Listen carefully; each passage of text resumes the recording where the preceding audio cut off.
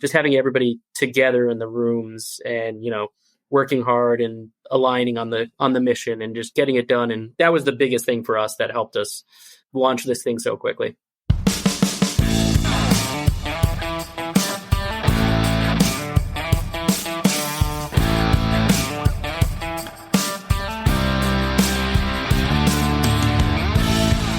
Hello and welcome to the Being an Engineer podcast. Hello, all you wonderful engineers out there, and thank you for everything that you do. You are the unsung heroes of our world, and keep it up. Today, I am thrilled to have the opportunity to bring Paul Vizzio to the show. Paul is the director of hardware engineering at Proteus Motion, where for over 6 years, he's led the charge from redesigning their groundbreaking V1 machine to launching the V2 on the market. We'll talk about those in a few minutes. Now installed in nearly 400 elite sports, fitness, and rehab centers across North America. A licensed mechanical engineer with a master's from Boston University, Paul also co-organizes the NY Hardware Meetup, founded engineering consultancy Vizeng, and built a direct-to-consumer pet product business.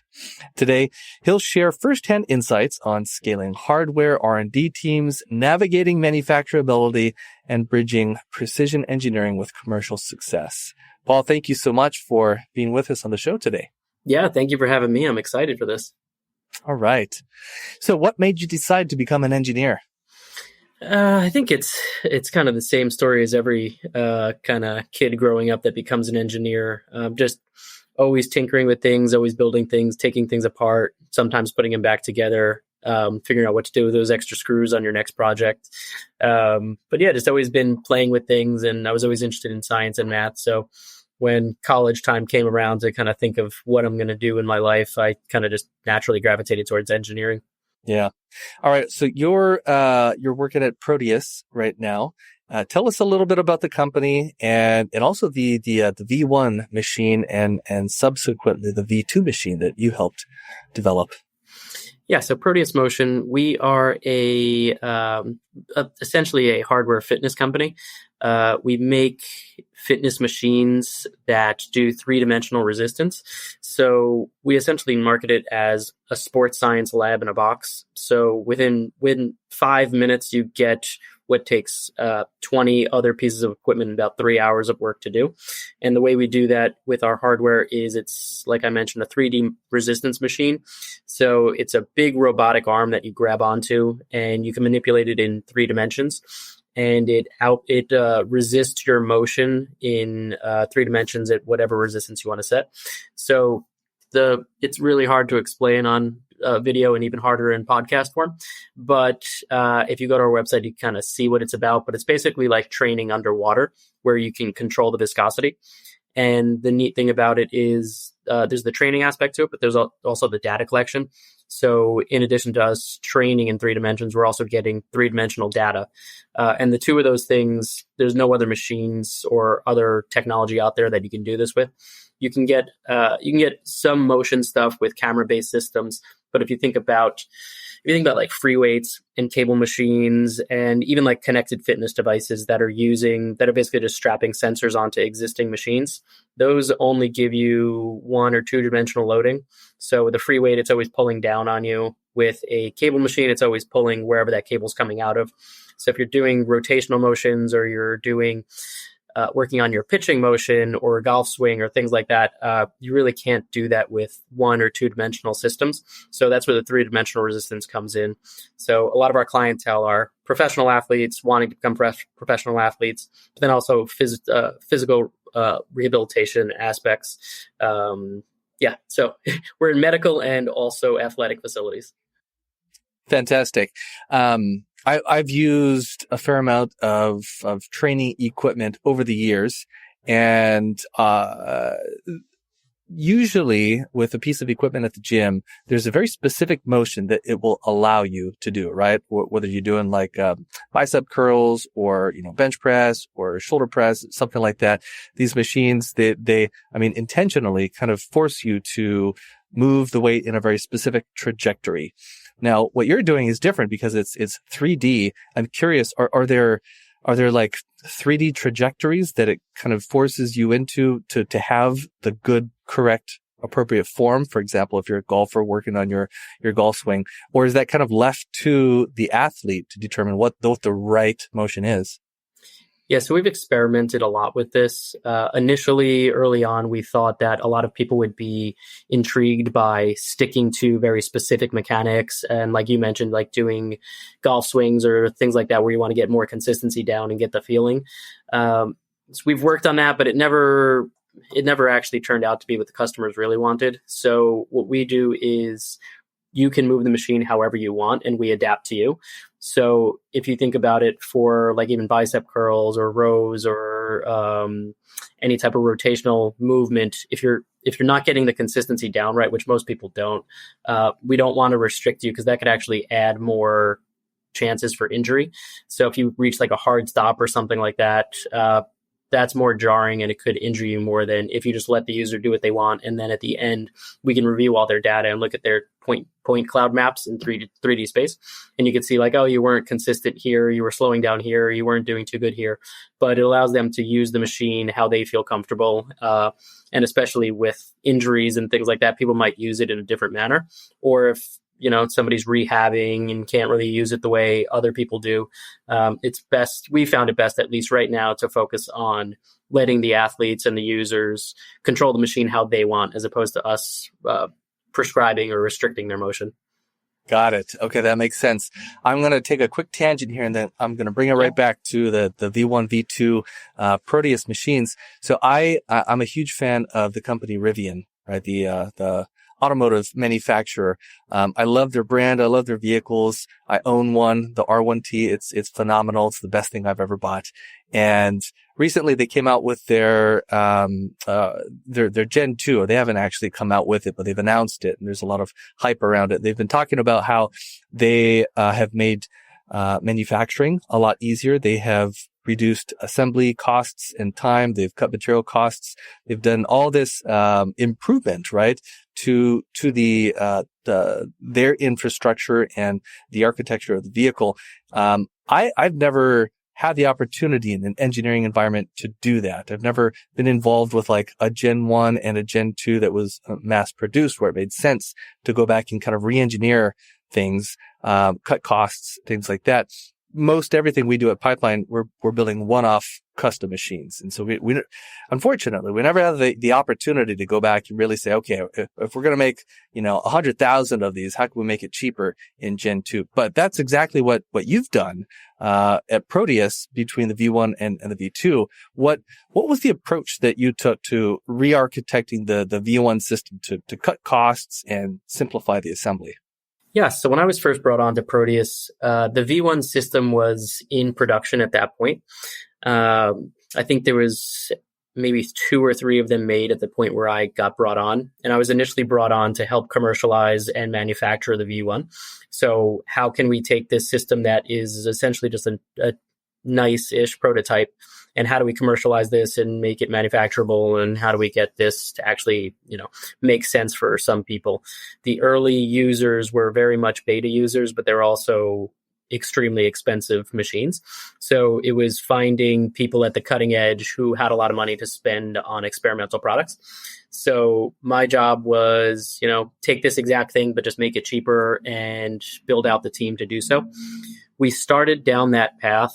And there were ways to make it cheaper, especially with optimizing assembly and optimizing supply chains and things like that. But the more we dug in, there was definitely there was a cap for how much we can do. We could reduce probably about 30% of the cost was the best we were going to get. And that was not a commercially viable number. But in addition to that, in going through everything, we reanalyzed and re-engineered the entire system, and we found a lot more weak points and a lot more areas of durability concerns that it was just going to take that 30% that we were going to say was going to just be eaten up by making it more durable and stronger and last longer. So what we eventually decided was we're going to do the best we can on these V1s, keep them going out, because we still have clients that were going to use them. We're going to give them the heads up that the V2 is coming out. The V1 is still the top of the line right now. But stay tuned for V2. So what we did is we went back to the drawing board completely. So we knew the basics of the system. We knew that we're definitely going to still use our electromagnetic particle brakes, and we're still going to do three-dimensional resistance. We're still going to do the 3 stages. But outside of that, how can we design a system to be as economical as possible from like a pure parts cost, but also from an assembly cost? And then also, how can we outsource some of this stuff? We were building all of the V1s in our office in Queens, in New York. So we were like, we can't have our engineers putting these together. We need to be able to, if we want to get to the scale we want to, we need to be able to outsource this, work with outside contract manufacturers, or if we do build up our own facilities, it can't be necessitated to be built by engineers. So with that idea, we just went from scratch. Like, what is the best way to build these? How can we combine? I think there was like 800 parts on the first one. How can we combine those into a much smaller number? So going at it from that lens, and then also having the analytics, or at least the structural analysis in from the beginning, we were able to make it like design in the durability and all of the long lasting life that we needed out of it. So combining that all in from the beginning really helped save us time, but it also helped optimize the structure and optimize how much we were spending on each component. So that took probably 4 or 5, 6 months, something like that, until we were at a place where we're like, okay, let's start prototyping this. Let's start prototyping it in scale, like full scale. Before we were just doing like sub-assemblies and things like that and all the things that you would do. But yeah, once we got into seeing the parts in real life and working with the manufacturers and figuring out how much things actually cost, things started getting, as you start working with manufacturers, it's like, oh, well, we didn't do this. Looking back at it, these welds are taking longer than we thought. So costs started rising, but then we kept optimizing and adding in more design for manufacturing throughout all our different prototypes. And eventually, we were just, every time we built something, we were finding new sources, quoting things out, finding where it made sense to make things. And eventually we settled on making everything at a contract manufacturer down in Dallas, with a supply chain through China and other parts of Southeast Asia for some of the smaller parts. But it was a really long iterative process of every time we design something, quote it out, build it, test it. How can we make it cheaper? Work with the manufacturers to figure out, if we take out one bend, is that better? If we make this out of 3/8 instead of 1/2 inch, is that going to increase cost that much? What about with like structural tubing? Is it more economical to bend it, or is it more economical to like bend the actual tubes, or is it more economical to start with sheet metal, bend it over, and then weld it, and then to have a welded seam in a non-cosmetic area? So a lot of conversations, a lot of iteration, but everything we did was always working with manufacturers from the beginning to make sure that any changes we did make were going to impact us positively. And then also working on assembly stuff in the meantime as well. So kind of a long way of saying doing everything in conjunction all at the same time it was nice having a small team, because everybody was thinking about these things at all moments. It wasn't like, all right, well, the structure team is working on the structure and the manufacturing team is working on manufacturing, and then like nobody's talking to each other. We're a small team, so it's always like every change we make, we're like, how's this going to impact manufacturing? How's this going to impact structure? How's this going to impact assembly? So factoring all those things in together was a complicated process, but ultimately a pretty rewarding one. For reference, roughly how big is the team? Right now, on the engineering side, there's 5 of us total on the engineering side. Okay. So yeah, that to me seems like about the right size for a team that wants to move really fast, right? Like you said, you don't have different departments doing different things. You have enough people there that they can really push a lot of work forward quickly, but not so many that logistics and communication start to become an issue. That's what I've found. Somewhere in that 4 to 6 range is like a really great size for a team that wants to move very quickly. Yeah, I agree with that. what is like, can you think of maybe one really tactical thing that your team did that allowed you to move so quickly, iterate so fast, and ultimately, I think it was under 12 months that you guys kind of re-engineered V2. But for the listeners here who maybe they want to try and implement something, maybe they're going through a similar situation right now and they want like a tactical approach that they can take. What's one thing that you learned during that 12 months that helped you guys really execute quickly and efficiently?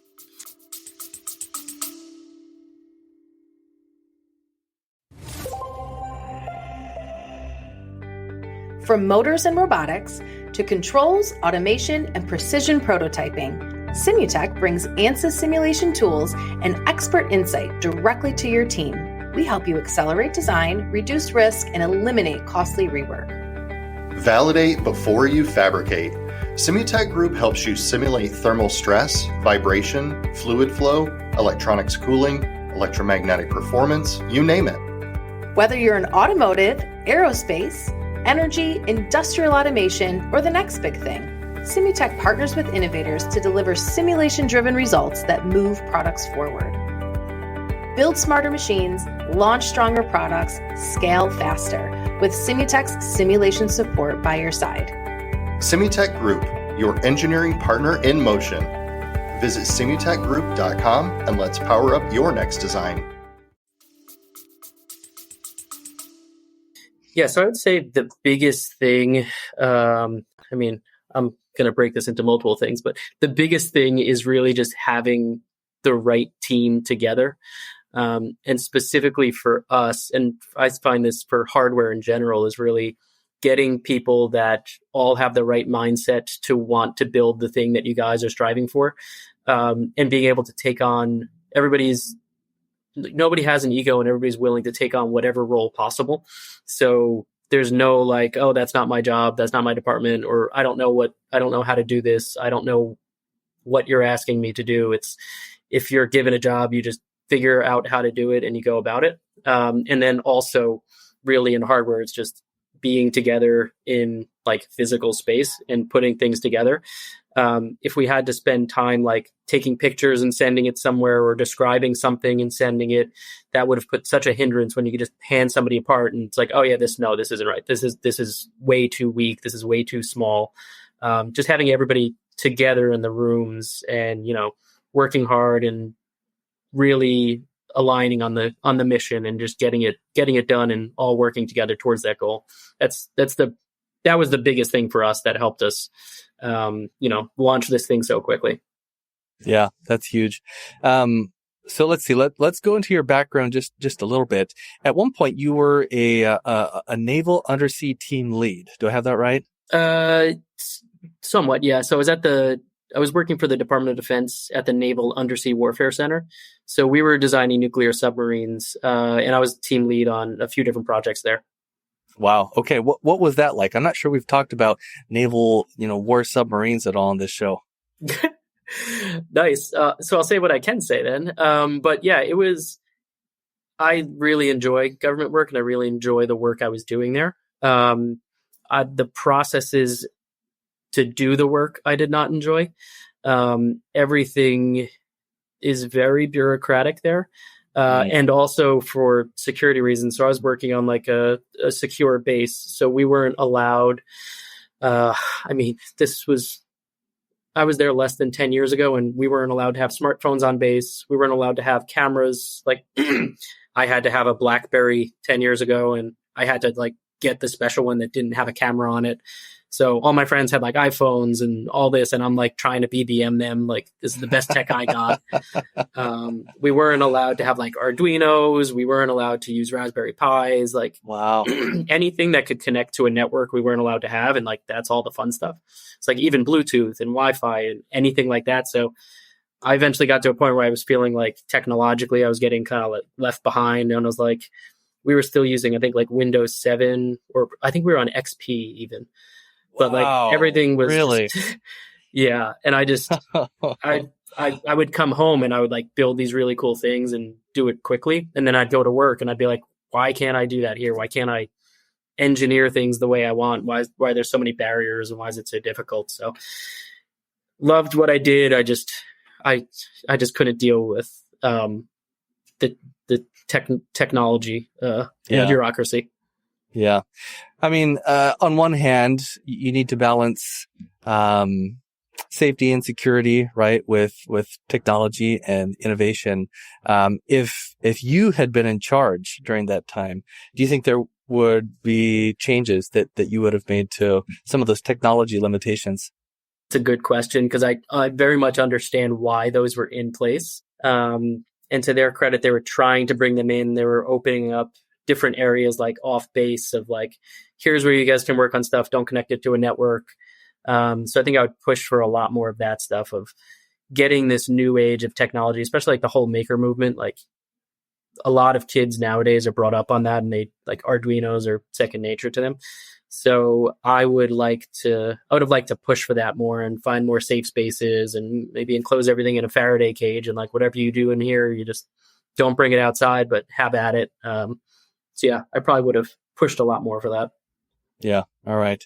Coming back to Proteus, can you think of one of the tests that you did for this machine, whether it was like a quality test or some kind of design validation, and walk us through like the framework that you used to perform and execute that test? The biggest testing we did, we did like structural stuff and things like that, but the biggest thing for us, and like the non-starter for us, was as a 3-dimensional resistance machine, you had to make sure that things in 3 dimensions felt right. So having 3 stages operate all kind of in sync is kind of like the bread and butter. And if there's any issues there, it doesn't matter how strong or how weak it is, nobody's going to use it.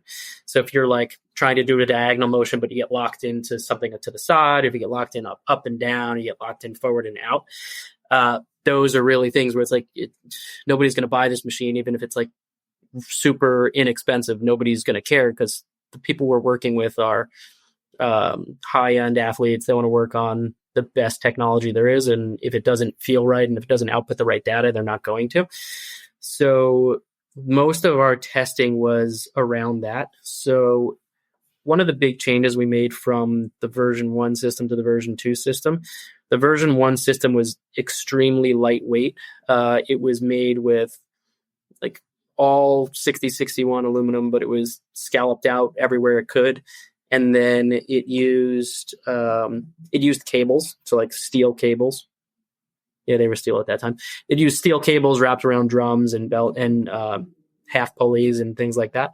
It was basically the lightest way we can do it, but it was also like a very easy way to move the machine around. But it was very complicated, very finicky, and extremely not durable. And it took forever to put together. So we knew we wanted to move away from it, but we were very cautious about like what's going to happen when we move away from it. So we tested a lot of different systems. We tested like chain systems. We tested belt systems. We tested timing belt type systems. We tested like gearing systems. But everything we came down to was like everything we test needs to feel right. And there's no real... The problem with that is there's no 3-dimensional sensor that you could actually test and be like, okay, so this is plus or minus half a pound in this direction and half a pound in that direction. It's all really on feel.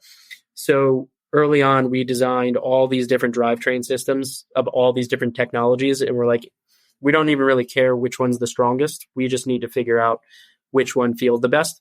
And then factoring into the actual gear ratios that we were trying to get to. So we were testing anywhere from like, what does a 2-to-1 gear ratio to a 100-to-1 gear ratio feel like for all these different types of gear trains? And then that would dictate how big our brakes were. But anyway, we laid out this entire plan of we're going to test this type, all these different gear ratios, and we're going to do testing, but it's going to have to be subjective, which isn't the best way to do things engineering, but I understand for a highly subjective feeling machine, that's the way to do it. But we laid out the test plans, and even though we laid out all these test plans and like filling in data, just feeling the machines, you could be like, okay, no, this is the right one. This is the wrong one. This is never going to work. We don't like this. So we went about it really in a engineering type of way. And then we settled on like, yeah, no, this is the only one that's going to work. So yeah, that's the biggest test we did. So at the end of the day, it did come down to kind of a human qualitative, this feels right versus this does not feel right.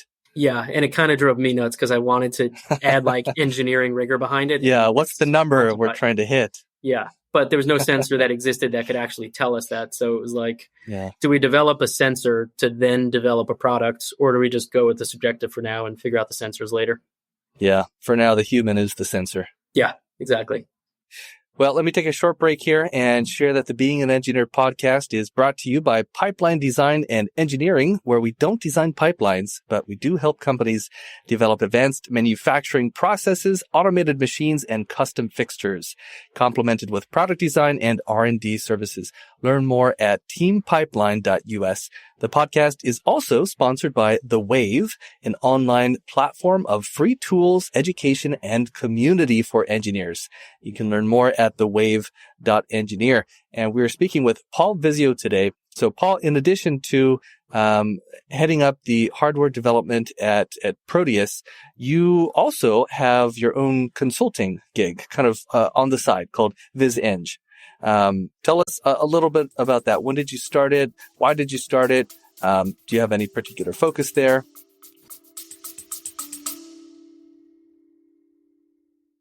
The Product Development Expo, or PDX, is your chance to learn from subject matter experts providing practical, hands-on training for dozens of different engineering topics. GD&T, Advanced Surface Modeling, DFM, plating and finishing techniques, programming robots, adhesive dispensing, prototyping tips and tricks, and lots more. PDX happens October 21st and 22nd in Phoenix, Arizona. Learn more at pdexpo.engineer. That's pdexpo.engineer. Yeah, so it came out of kind of a nice little chance on my part. So I've been working in startups for the last 10 years in New York City. When I left my first startup, they still needed, I was their only mechanical engineer. So when I left, they were done with product developments. Everything was in continuous improvement and on shelves at that point. So they just needed basically time here and there for like when issues pop up, if something happens at the manufacturing line, or if there's issues that pop up over time, like, can we call on you to help us out with stuff? So out of that chance, I just, yeah, sure. I mean, this is new to me. I'll consult for you guys, and drew up the agreements and all that. And then kind of from there, I just kept doing it. And I kept having people I used to work with that are like, oh, I'm at a new company. We're looking for some help. Or I just started my own company. I want to build this thing. Can you help with this? So it kind of just expanded from there. And it's kind of continued on for these last almost 10 years, where it's nice. I do things on the side. It's basically anything to do with product development for hardware. Specifically, I like focusing on mechanical designs. I also have electrical engineers that I work with and firmware engineers that I work with. So if it's like a consumer electronics, we can do kind of the whole thing. But then also working on like supply chain, finding your suppliers and all that. And I like by the end of it to just like hand everything off to the company I'm working with. And like, I don't want to keep getting commissioned to like talk to the factory and be like, hey, can you place an order for 50? Like, I want to just hand you guys the keys and say, here's your product, go on with it. And then if you guys need me in the future, contact me. Otherwise, I have some other projects in the wing that I'm excited to get my teeth into. How do you balance working a full-time job at a high level, right? You're directing engineering in a small team, so I'm sure you're wearing a lot of hats also, and there's a lot to be done. How do you balance that with a side consulting gig as well and a family?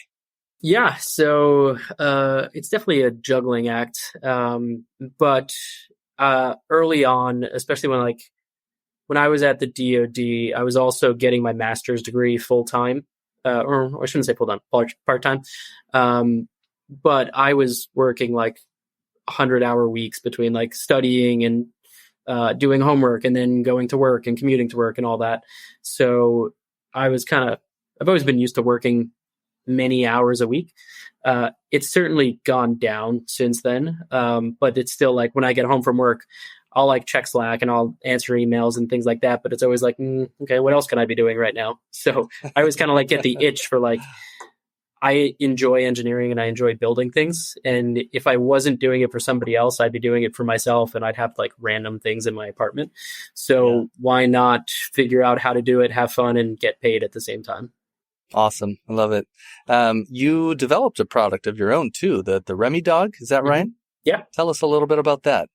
Yeah. So that kind of started as, there's a few startings of that. So for Vizeng, I've always been trying to figure out like, how do I market this? Like I'm doing things, but like the only people that actually contact me are like friends or acquaintances, or nobody's strolling onto my Google page and being like, oh, you guys design things, let's talk. So it started out as like, how can I expand into showing off like what I do a little bit more? So can I put these on Instagram? Can I put it on LinkedIn? Can I start doing some of these things and start using it for marketing? So I just kind of started developing my own products. And then this one kind of came out of necessity, where in New York, we have a dog here. And every time she goes out, she goes to the bathroom 1 to 3 times every time. So especially if we go on like a long walk or we go to the park or anything like that. And we were always running out of dog bags. So I started carrying around 2 dog bag holders and just like, oh, when one runs out, let me do another one. So then eventually I was like, why don't I just design something to fix this? I could like 3D print it and it'll be fun. I could like throw off the 3D printing and come up with the design and all that. So I went through that process, designed it. There was like almost 40 iterations of it. And I finally came to the thing I liked. And I was like, throughout the process, I was like, designing it for manufacturing, designing it for injection molding, doing all these things as like case studies and like writing papers and writing blogs and like, this is how you do it. Because on my Vizeng website, I have a blog, but I can't write about like a customer that I just did a project for. I can't like reveal their IP. I can't say like what I did for them. So I've been using it as how can I make more media that I'm able to use and I have no IP restrictions and I can do whatever I want with it. So it kind of came to that. And then at the end, when I had this thing that I was printing out, other people wanted to buy it. Like I made a little Instagram where I was just putting these out and people were like, oh, I want to try it out. And I was like, okay, yeah, it's 3D printed. It's not going to work that well. Like it's made in a resin printer. It's going to break if you drop it. And then eventually I got to a point where I was like, why don't I already designed it for manufacturing. Let me see how much it's going to cost. Like, can I make this myself? So then I quoted out with a whole bunch of different factories I've worked with before. And eventually I kind of was just like, you know what, I'm just going to bite the bullet. I'm just going to pay for the tooling. I'm going to pay for getting a number of these in. I'm going to see if I could learn how can I do marketing? How could I do sales? How do you sell a product that nobody's ever heard of? Because I've always been involved in like the engineering and designing a product and getting a product to market. But then like what happens when it's in the market? Who's looking at it? Who's buying it? So yeah, it kind of came out of there and it just kept going and going and going. And now we've got that product and some other products coming out soon, but I'm learning a lot about marketing and sales and not really how to sell, but you know, why people are always frustrated and why people need salespeople. Yeah, it's amazing. And I don't know, in a way, it frustrates me that it's like you've got these engineers who are so well educated, right? They spend years, maybe even decades, honing their craft, and they're so smart and they're so technical, and they spend all this time designing the perfect widget. And then it's like the salespeople are the ones that make the most money at the end of the day. You know, like a good salespeople could just crush it in terms of salary and bonuses and What's it called? What's it called when the salesperson commission? Yeah. And it's hard for an engineer to match the earning potential of a really good salesperson. That's always been like, I don't know, a battle in my mind. Like, is that justified? Does the universe think this is right? I don't know. But as you've gone through this journey, with your own product, what is one or two of the sales and marketing lessons that you've learned that perhaps would be useful to pass on to those who are listening? I've learned that marketing is way more targeted and way more data driven than I thought it would be. Like, I'm learning things that to me, I'm just like mind blowing to me. And then I talk to marketing people and like, yeah, how do you not know that's how it works? So like, I've always thought like, oh yeah, I get ads targeted to me. They know what I like. But then like actually getting into like, how do they know what you like? How do they know that you're like in the same cohort? How do they target you at these certain times? How do they target you in these geographic regions? So like, there's very intense targeting tools that you can target. Like, I want to target this to a dog person that's 32, that's 2 blocks away from me, that they just went outside and their dog just pooped. Like, I could like almost look almost all of this up and just send an Instagram post to them, and they'll pop up like, oh wow, okay, interesting. So that has greatly surprised me. Yeah. Are you using Facebook ads for that? I was using Facebook ads, but now I'm using mostly Instagram ads. Okay. The market on Facebook, they're not very nice there. Instagram, there's a lot of, for my product at least, on Facebook, it seems to be like a lot of trolls and just a lot of negativity. At least on Instagram, there's the dog community on Instagram is a very nice community. Nice. Yeah, I've toyed with Facebook ads / Instagram. It's all kind of the same platform in the background now. And it's amazing how targeted you can get with these ads. I had another thought and it's escaping me now. It'll come back. All right. Well, let's talk a little bit about the hardware meetup. Yeah. This is something that you and I have kind of connected on a little bit because you're already heading up a hardware meetup in New York, and I'm about to start one here in Phoenix. Yeah. And this is, there is definitely some infrastructure to it. There's not really a corporate entity, behind this. It's mostly just a small group of volunteers, but there is some infrastructure, behind starting up these hardware meetups. It's not like, everyone in different cities is just starting this from scratch and doing whatever they feel like. We're following, a fairly well-defined process that has been put together by these volunteers.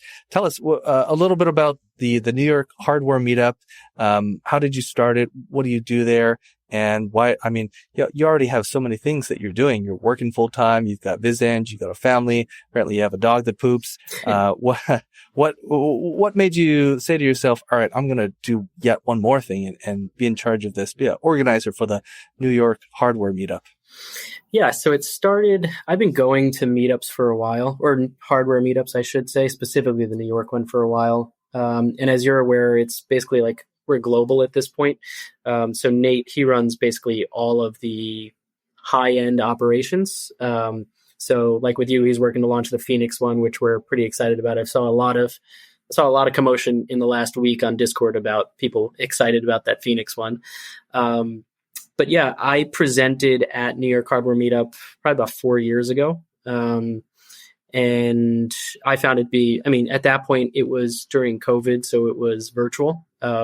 It wasn't like the in-person thing it is now, which I value a lot more. But even then when it was virtual, it was pretty cool having, like 100 or 200 people on a Zoom call that are all like interested in hearing what you have to say and all working on similar things and all kind of like in your neighborhood. So that's how I got introduced to them. And then it was early last year, I was down at SolidWorks Worlds for 3D Experience World, whatever you want to call it. I was actually presenting on stage for Proteus, but I was down there. Nate was supposed to be down there. And then we had our New York Hardware co-organizer down there, Christina, as well. And they were launching the they were launching the Dallas one, I think was last year. So as part of it, they were launching this new Dallas hardware meetup, and I was just going to attend and I was just going to go. But then Nate had to back out because he wasn't in town and they needed an extra hand. So I was like, yeah, sure. I mean, I'm around. Like, I just happened to be here. I'll come. I'll help you guys set up. I'll help you guys do whatever you want. So I helped out with that. And then I got the invite probably like a couple months later, like, hey, we're a little short-staffed on New York. Do you want to help us run up the New York one? And I was like, yeah, definitely. So that's kind of how I got brought onto there. That's awesome. Roughly how many people do you see showing up at these meetups? So for New York, it's really venue limited at this point. But a normal event will draw around like 200-ish people. It's a lot of people. Yeah, it's a lot more people in New York hardware realm than I thought there would be, especially for monthly events. It's not like a yearly like big conference or something like that. It's like every single month we have an event, and every single month we have that attendance, or we have to like cap RSVPs and tell people, sorry, you can't get in this month. That's super cool. What's the format? So like if people are listening to this and they're in New York, or maybe they're interested in starting up a chapter in their city where there isn't one currently, like is the case for me here in Phoenix, what's the format that you follow for these meetings? There's a few different ones, but the most popular one and the one that we try to do like 80-90% of the time is a speaker format. So what we do, it's usually a 3.5 to 4 hour event. The first half hour to 45 minutes is everybody's coming in. It's mostly just networking time. And then the big bulk of the day is we usually have 3 speakers. So we'll pick a theme for that month's event. So for instance, like August is going to be space tech. We're going to be at Adafruit. We're going to have Lamore Fried speaking. She's going to be talking about basically how they use Adafruit products in space and like how they design for space. And, I haven't gotten her slides yet, but she's going to be talking about how their electronics get used in space. And then we have 2 other presenters also in the space industry that are going to be talking about their companies. So generally 3 speakers, 1 theme. Each one gets 10 to 15 minutes to present, followed by 5 to 10 minutes of audience Q&A. And then after the conclusion of it, we have what we call community announcements. So all of the attendees, anybody who wants to talk about anything can just get up there. If they need help building something, if they're building something cool and need testers, if they are looking for their next gig, if they're a VC and they're looking to invest in a company, basically you have 30 seconds to have the floor to yourself and figure out, talk to this audience of 200 engineers and founders and VCs, say what you're working on, what you need. And then the last hour or so is networking. And then, people start piling out at that point. I love that. I love the idea of just bringing together the engineering community. That's been something that has been a labor of love for me over the years, developing the podcast and the Wave. And we've got our PDX event coming up in October. That'll be an in-person thing. And now starting the Phoenix Hardware Meetup. It's just a good time getting together with fellow nerds and sharing time with like-minded people. Yeah, it doesn't help when there's like fun demos and stuff like that there too. We have an upcoming one where we're going to be at this company is developing like scooters and electronic bikes and some motorcycles and things like that are all like EV related. So I'm pretty excited to get to them and like get there early and try out some of their bikes. Yeah, that's awesome. What is one thing that you have done to accelerate the speed of engineering? That's a large question. I would say probably like the hardware meetup stuff we're doing is probably the most impact I've had for accelerating like outside of a select few of like my team members and things like that. But getting the community together and building these connections and getting like when I started working in New York in hardware companies, I thought there was like 3 and I thought there was like 4 mechanical engineers in the city. But then like going to these events, you see like there are all these companies you've never heard of in all these places and finding these new offices and finding these new people working on these cool things that you didn't know anybody was working on.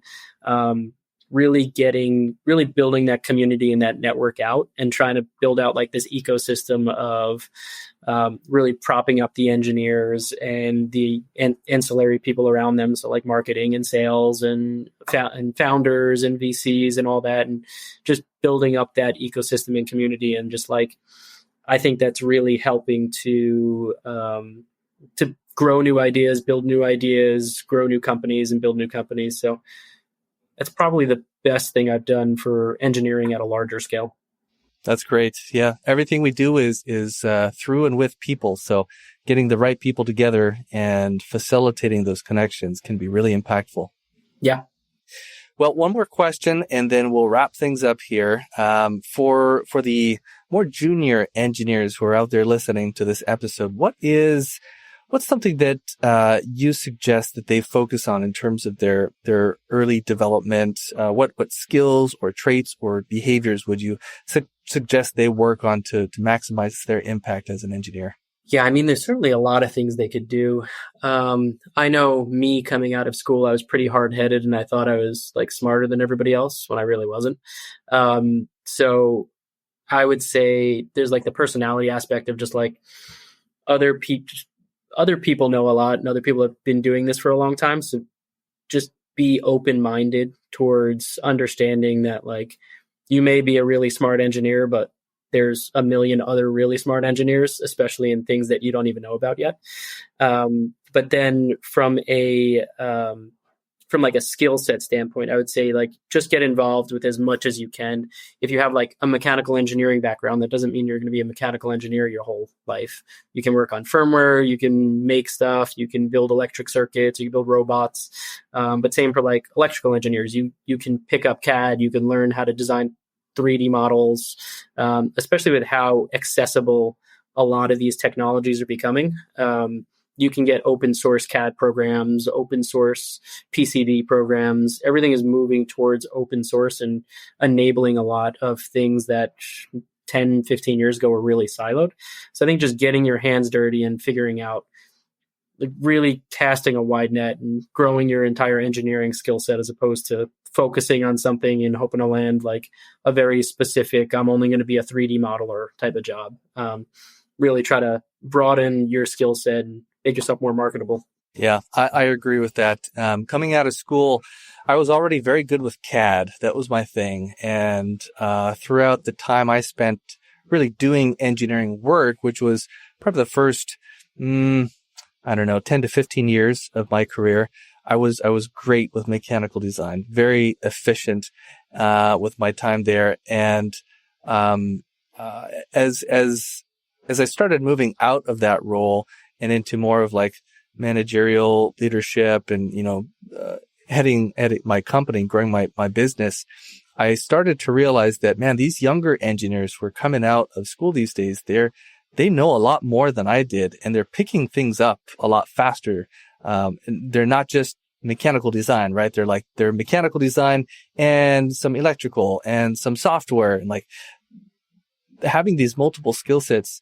And now I think, well, thank goodness I have my own company, because I almost feel threatened. Like I couldn't find a job as an engineer. I don't know enough anymore, right? I'm so limited in my niche, what I do. But anyway, I just say all that to agree with you 100% that if you could pick up a few additional skills outside your core skill set, that's really powerful for you in your career. Yeah, especially if you want to get onto the managerial and leadership track, it helps if you're going to be leading a team of cross-disciplinary engineers to understand, like, you need to understand what everybody's working on and how they accomplish their job. You can't be leading electrical engineers and only knowing how to design in SolidWorks. Right. Yeah. All right, Paul. Well, thank you so much for being on the show today and sharing some of your experiences and insights with the engineering community here. Any questions I haven't asked you that you think would be interesting or useful to explore? No, I think you got this pretty well down at this point. All right, great. Well, how can people get in touch with you? Best way is probably just go to my LinkedIn, search my name, you'll find me. Awesome. Okay. All right, Paul, thank you again for being on the show. Yeah, of course. Thank you. I had a blast. I'm Aaron Moncur, founder of Pipeline Design and Engineering. If you liked what you heard today, please share the episode. To learn how your team can leverage our team's expertise developing advanced manufacturing processes, automated machines, and custom fixtures, complemented with product design and R&D services, visit us at teampipeline.us. To join a vibrant community of engineers online, visit thewave.engineer. Thank you for listening.